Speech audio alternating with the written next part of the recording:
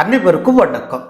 பெரிய திரையாக இருந்தாலும் சரி, சின்ன திரையாக இருந்தாலும் சரி, அலைபேசி திரையாக இருந்தாலும் சரி, பொழுதுபோக்கு என்ற பெயரில் நம்மை ஆட்கொண்டிருக்கும் திரைப்படங்கள், சீரியல்கள், ரீல்ஸ் என பல்வேறு வடிவங்களால் நாம் அடைந்திருக்கும் நன்மைகள் என்ன என்பது பற்றி எப்போதாவது நாம் யோசித்திருக்கிறோமா?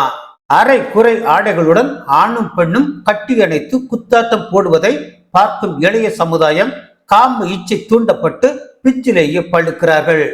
அதனால் அவர்களது வாழ்வு சீரழிவது மட்டுமின்றி ஒட்டுமொத்த குடும்பத்தின் மானமும் கப்பல் ஏறுகிறது.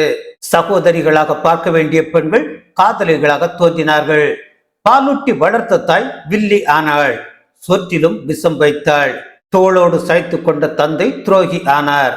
திருடுவது எப்படி என்று அனைவருக்குமே போதிக்கப்பட்டது.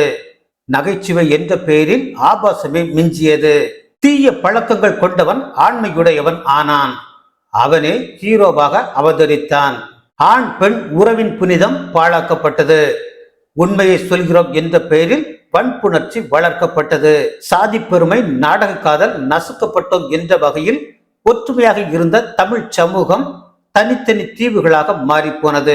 அசிங்கங்கள் தத்துவங்களாகின. ஒழுக்கு கேட்டால் சமூகம் நாற்றமடைந்தது. இப்படி சொல்லிக்கொண்டே போகலாம். திரையில் ஊழலுக்கு எதிராக, சட்டத்துக்கு புறம்பான செயல்களுக்கு எதிராக போர்க்குரல் எழுப்பும் ஹீரோ எவனும் தன் படங்களை வெளியிடும் திரையரங்குகள் டிக்கெட் விலை என்ற பெயரில் பகல் கொள்ளையடிப்பதை பற்றி வாயையை திறப்பதில்லை.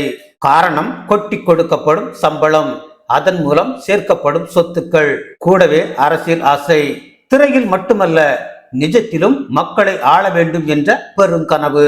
ஆக மொத்தத்தில் கவர்ச்சிக்கும் போதைக்கும் அடிமையாகிவிட்ட இந்த சமூகம் எப்போது இதில் இருந்து மீண்டெழும் என்பது யாராலும் பதில் சொல்ல முடியாத கேள்வி.